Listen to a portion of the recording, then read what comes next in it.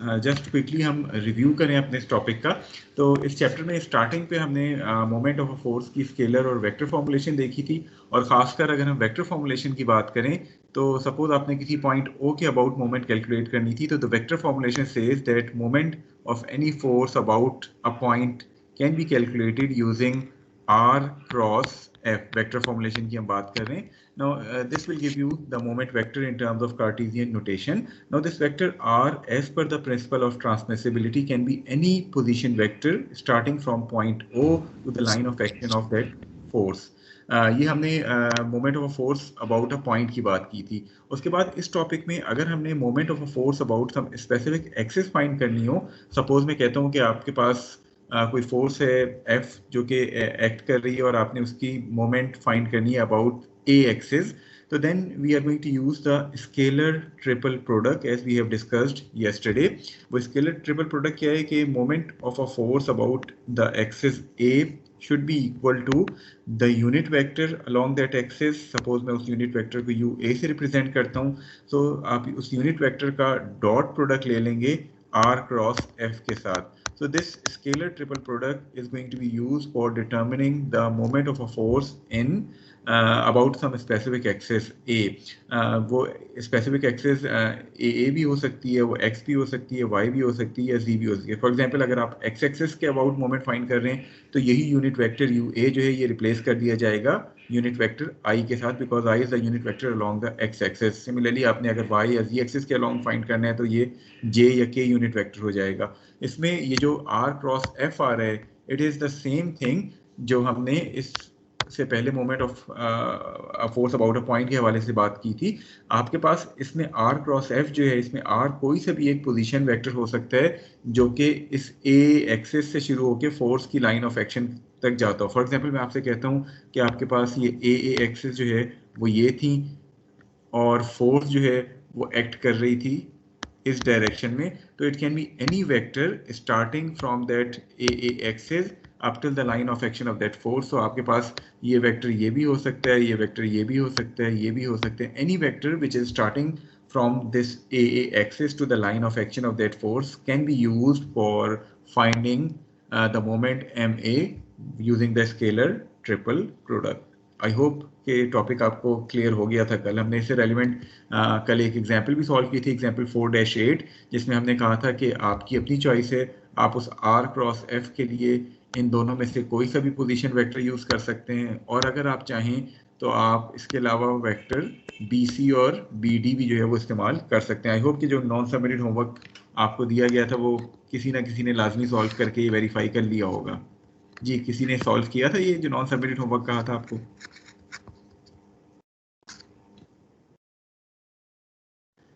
सारे खामोश हैं, इसका मतलब है किसी ने नहीं किया था। बहरहाल आप करके देख लीजिएगा, it will give you the same moment of 80.5 newton meter, बेशक आप इनमें से कोई भी पोजीशन वेक्टर R जो है वो इस्तेमाल करते हैं।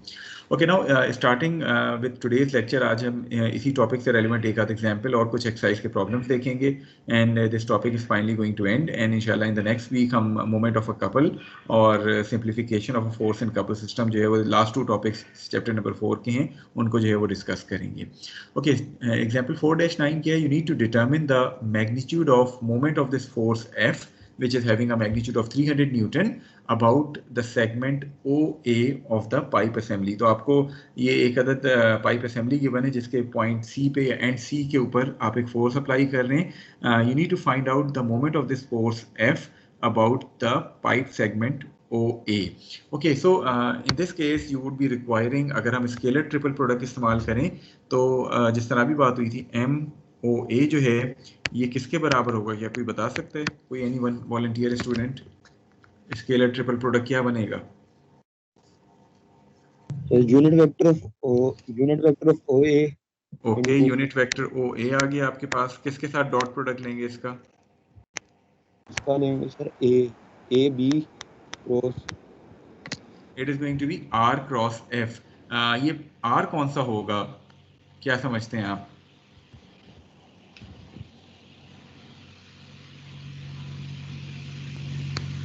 Should it be this vector ROC जो मैंने शो की है, और it can be this vector ROD ऐसे ही है।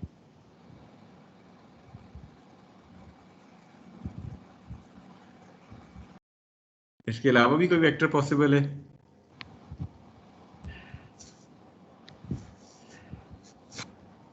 क्या मैं वेक्टर RAC का इस्तेमाल कर सकता हूं? सर इन तीनों में से कोई भी कर सकते हैं। अच्छा, और what about this fourth one, RAD?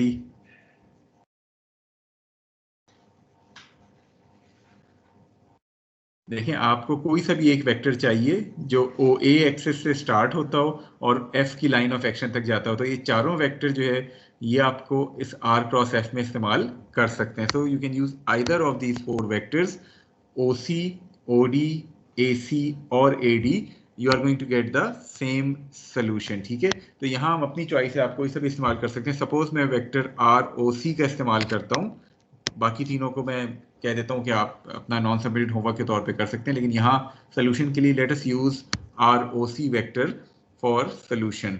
अब अगर मुझे ROC वेक्टर इस्तेमाल करना है तो इट मीन्स कि मुझे O के कोऑर्डिनेट्स चाहिए which are 0 0 0। Can you identify the coordinates of point A? क्योंकि हमें UA के लिए इसके पॉइंट A के भी कोऑर्डिनेट्स चाहिए। 0.3, 0.4, 0.4 एंड 0। सो ये आपके पास पॉइंट A के कोऑर्डिनेट्स आ गए। इसी तरह आपको पॉइंट C के कोऑर्डिनेट्स की भी जरूरत पड़ेगी। So what are going to be the coordinates of point C? 0.1, 0.4 and 0.3। ये आपके पास C के कोऑर्डिनेट्स आ जाएंगे। सिमिलरली आपको फोर्स को कार्टेशियन नोटेशन में कन्वर्ट करने के लिए पॉइंट D के कोऑर्डिनेट्स की भी जरूरत पड़ेगी। तो those coordinates comes out to be 0.5, 0, 0.5। तो आई होप कि ये कोऑर्डिनेट्स आपको क्लियर हैं। अब हमारी नेक्स्ट लाइन ऑफ एक्शन क्या होनी चाहिए कि we need to determine unit vector UOA, ताकि हम स्केलर ट्रिपल प्रोडक्ट का इस्तेमाल कर सकें। This is going to be vector ROA divided by its magnitude, ऐसे ही है। तो आपके पास ROA क्या आता है? A के कोऑर्डिनेट्स आपके पास आए हुए हैं 0.3i plus 0.4j divided by its magnitude, जो कि आपके पास 0.5 आता है। तो this will give you unit vector UOA। Then you need to write this ROC in terms of its Cartesian notation. So this vector ROC, चूंकि C के आपको कोऑर्डिनेट्स मिले हुए हैं, it is going to be 0.1i plus 0.4j plus 0.3k। ये आपके पास ROC आ जाएगा। Okay, next you need to write this force in terms of its Cartesian notation as well. So force की कार्टेशियन नोटेशन क्या होगी?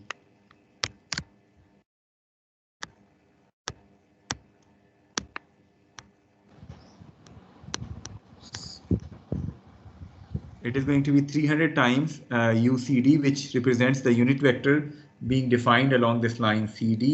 आपको C के coordinates भी पता हैं, आपको D के coordinates भी पता हैं. So once you put all those coordinates, this force would comes out to be 200I minus 200J plus 100K. तो ये आपके पास फोर्स भी आ गई, ROC भी आ गया, UOA भी आ गया। अब नेक्स्ट क्या होता है कि you have to use the scalar triple product. अगर हम UA को भी एक्सपेंड कर लें तो it would become 0.6i plus 0.8j। Okay, ये स्केलर ट्रिपल प्रोडक्ट कैसे फाइंड करते हैं, कोई आइडिया है? फर्स्ट रो में क्या आता है? फर्स्ट रो में डिटरमिनेंट की क्या आएगा? यूनिट वेक्टर की कंपोनेंट, यूनिट वेक्टर के कंपोनेंट्स 0.6, 0.8 और 0, ये आपके पास यूनिट वेक्टर के कंपोनेंट्स आ गए। अगर मैं सेकंड रो की बात करूं तो सेकंड रो में हमारे पास पोजीशन वेक्टर ROC के कंपोनेंट आएंगे, वो हमारे पास 0.1, 0.4 एंड 0.3 आ जाएगा। और थर्ड रो में हमारे पास फोर्स के कंपोनेंट आएंगे, so 200 माइनस 200 और 100। ये आपके पास तीन कंपोनेंट्स आ गए। So once you expand this determinant, the moment would comes out to be 100 Newton meter. So this is going to be the moment which this force would be producing about the pipe segment OA as shown to you in the figure.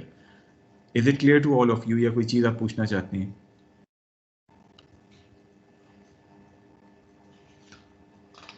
Any question, any query relevant to this force, you can ask now.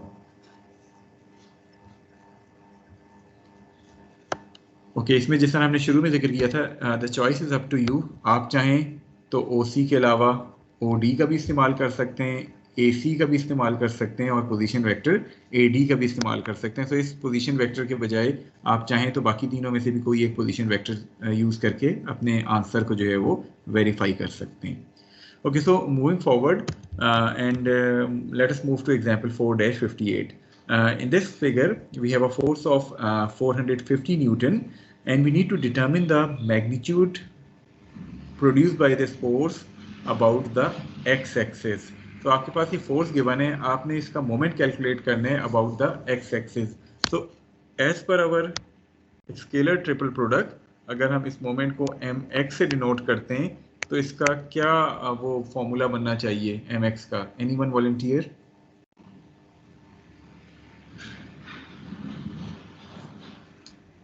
I dot r cross f, ऐसे ही है। What should be this? Yes, sir. r।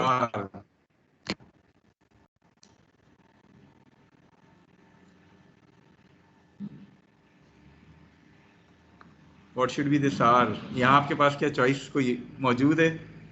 No, sir.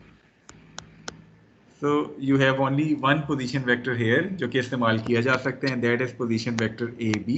So r AB का आप इस्तेमाल करेंगे, cross product लेंगे उसका f के साथ और फिर डॉट प्रोडक्ट लेंगे I के साथ। अच्छा, अब ये I dot r cross f करूंगा या r cross f dot I करूंगा मैं? r क्रॉस f करेंगे फिर डॉट उसके आंसर को डॉट I के साथ करेंगे।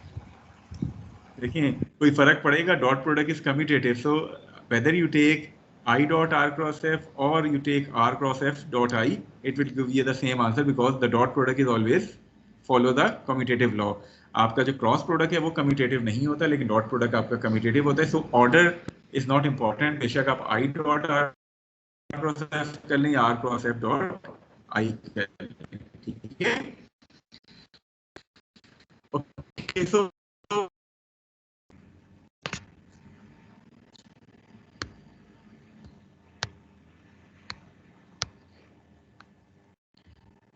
जी पॉइंट बी के कोऑर्डिनेट्स क्या होने चाहिए एज पर द फिगर?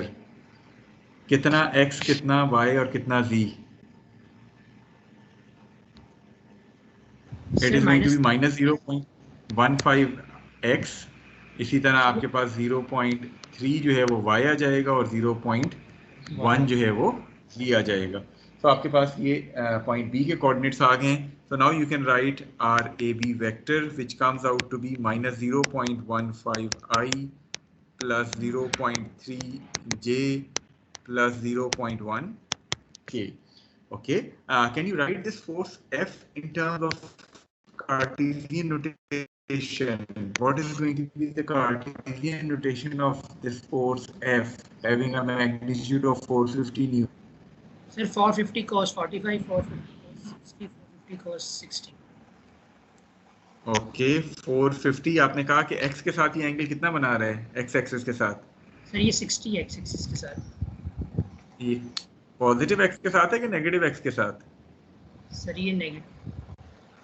तो हमें क्या करना चाहिए? या तो हम यहाँ नेगेटिव साइन लगा लें और माइनस 450 cos 60 कर लें, या ऑल्टरनेटली हम क्या करते हैं, अगर हमें पॉजिटिव x एक्सिस के साथ लेना है तो हम इसको 450 cos 120 I के तौर पे भी जो है वो कोई एक काम कर लें, लेकिन ये ना हो कि माइनस साइन भी डालें और cos 120 भी डाल रहे हो। ठीक है, समझ गए? ठीक है, so since the angle of this force F is given to us as 60 degrees with respect to the negative x-axis, तो मुझे पता है कि एक कंपोनेंट इसका नेगेटिव बनने तो, और अगर मैंने 60 के बजाय इसको पॉजिटिव एक्स एक्सिस से कैलकुलेट करूं तो आपका ये एंगल बनता है। तो ये एंगल कितना बनेगा? 120 बनेगा। तो आप अगर चाहें तो 450 cos 120 लिख लें, it will automatically give you a negative sign. I hope कि this thing is clear to all of you. Yes, sir. ठीक है, चलें। सो आपको x कंपोनेंट मिल गया। What about the y and z components? Sir 450 cos 60 and 450 cos 45. Okay, so 450 cos 60j plus 450 cos 45 के, बाकी दोनों angles तो आपको पॉजिटिव y और के z एक्सिस से गिवन है, तो उसके लिए आपको कोई एडिशनल साइन की जरूरत नहीं है. So this will give you the force in terms of its Cartesian notation which comes out to be -225i plus 225j plus 318k. तो ये आपके पास फोर्स आ गई है. ओके, वो now as per our triple product. Sir आपकी आवाज में distortion आ रही है. तो 100 आ जाएगा. सेकंड रो में मेरे पास r के कंपोनेंट्स आ जाएंगे which are -0.15, 0.3 and 0.1, and the third row is going to be -225, 225 and 318. ऐसे ही है. So once I expand this determinant, the value of moment would comes out to be 72.96 Newton meter. So this much of moment is going to be produced by this force about the x-axis. ठीक है? Yes. Any question? So let us move forward to the problems from the exercise. Exercise के हम 2 problems करेंगे quickly, क्योंकि time रोज़ों की वजह से थोड़ा सा शॉर्ट है. कोशिश करेंगे कि 9:25 तक ये दोनों प्रॉब्लम्स जो है वो ख़त्म हो जाएं. Okay, we need to determine the magnitude of moment produced by this force having a magnitude of 200 newton about the hinged axis. Hinged axis से क्या मुराद है कि जहाँ ये डोर हिंज हुआ हुआ है, तो वो कौन सी एक्सिस है जिसके साथ ये हिंज हुआ हुआ है? X axis. X-axis. So we need to find out the moment of this force about x-axis. Okay, so what should be the scalar scalar triple product formulation क्या होनी चाहिए? I dot cross R cross L. I dot R cross F. What should be this R? Excuse me sir, आपकी आवाज में distortion आ रही है, lag आ रही है.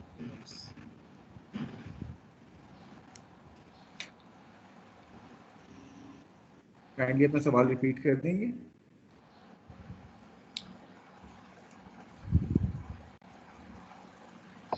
सर वो बस कह रहा है कि आपके उसमें माइक में डिस्टॉर्शन आ रही है. अच्छा चलिए, वो एक्चुअली आज मैं घर से क्लास ले रहा हूँ, मे भी शायद इस वजह से नेट का थोड़ा सा इशू आ रहा हो.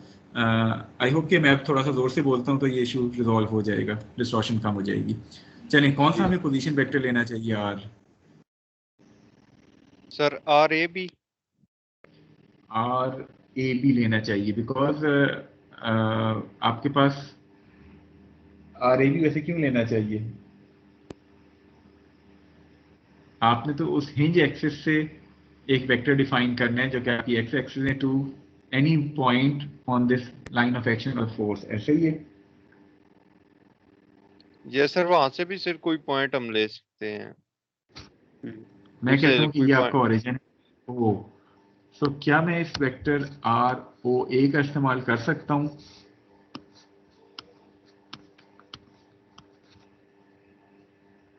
Yes sir.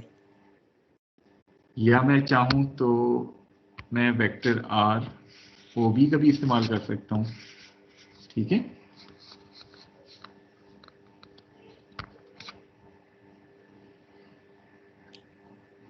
Excuse me sir, असल में हमारे पास वो लेट आ रहा है, आप जो लिख रहे हैं ना वो थोड़ी देर बाद आ रहा है. अच्छा चलें, आवाज तो टाइम पे पहुंच रही है ना? Yes sir. तो हम इन दोनों में से कोई सा भी एक पोजीशन वेक्टर जो है वो इस्तेमाल कर सकते हैं. ठीक है.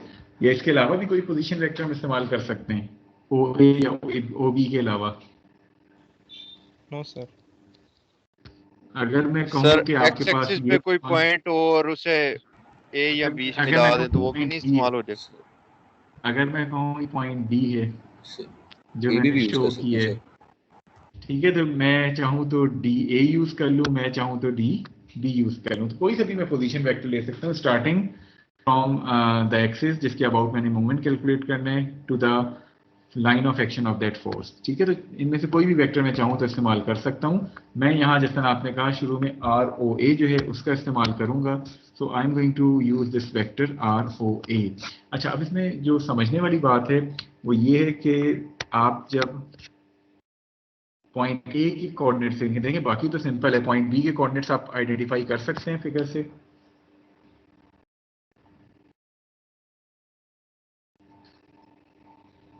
जी, पॉइंट बी के कोऑर्डिनेट्स क्या होंगे?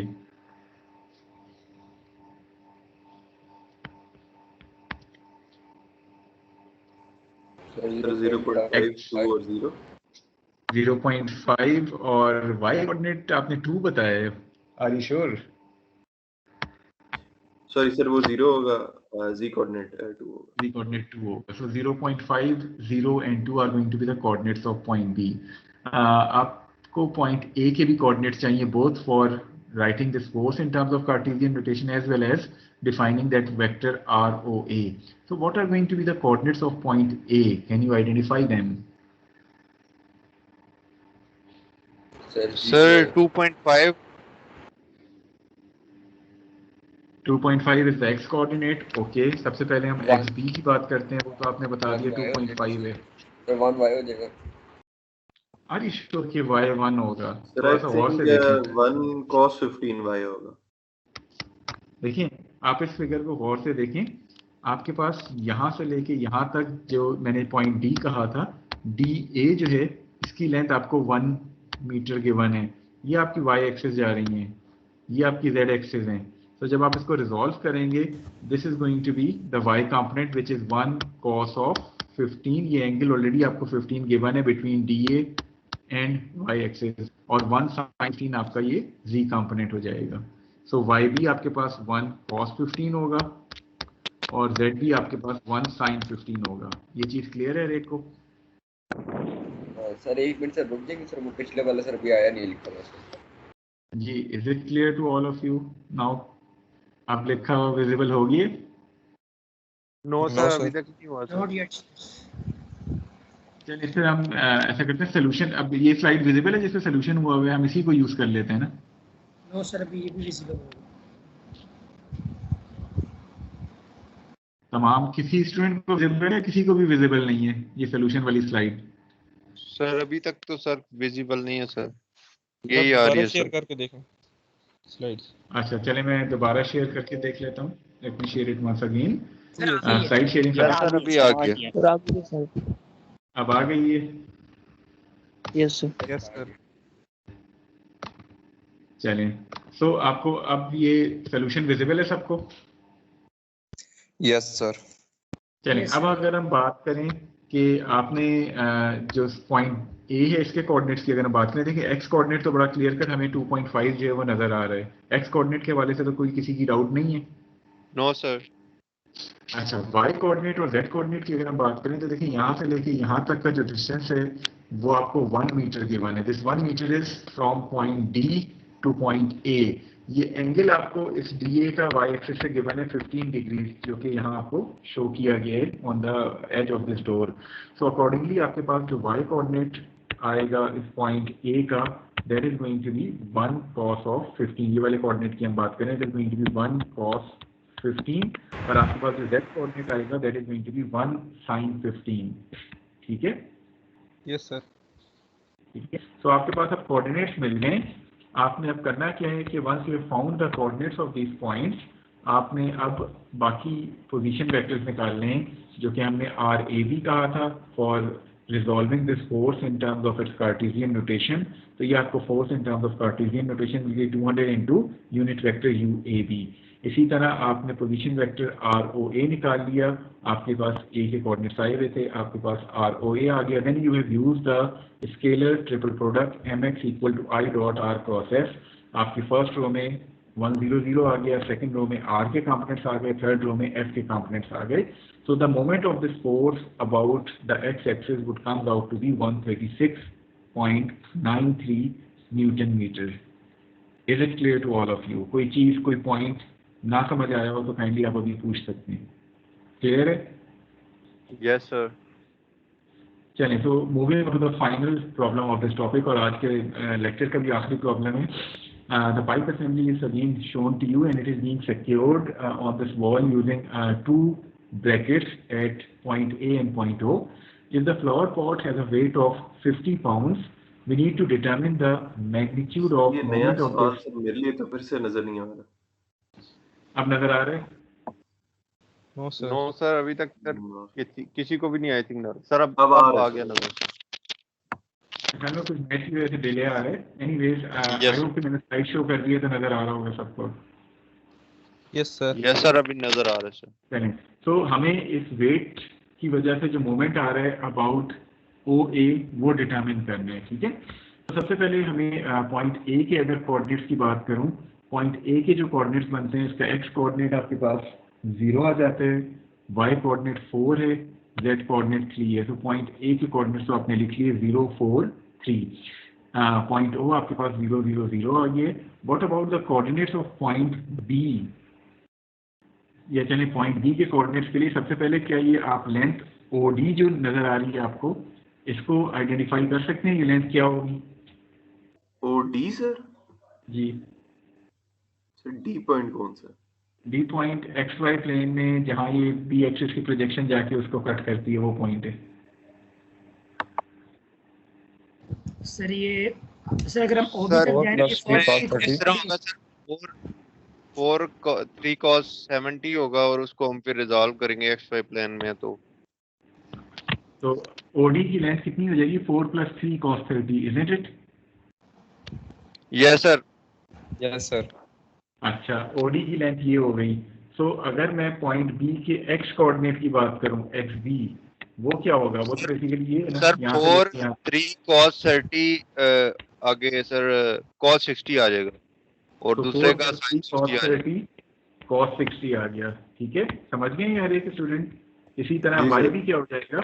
4 + 3 cos 30 sin और साथ 60 सर. sin 60 आएगा. Okay, what about Z B?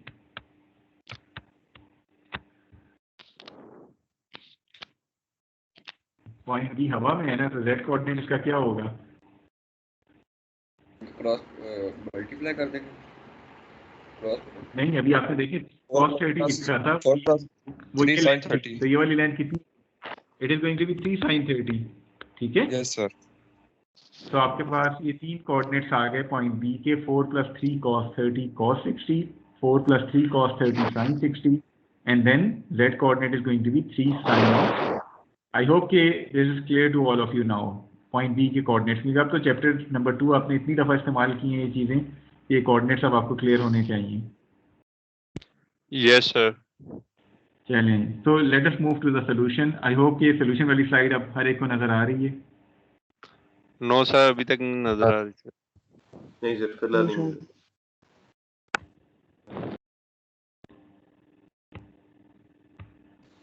जी, अब नज़र आ रही है?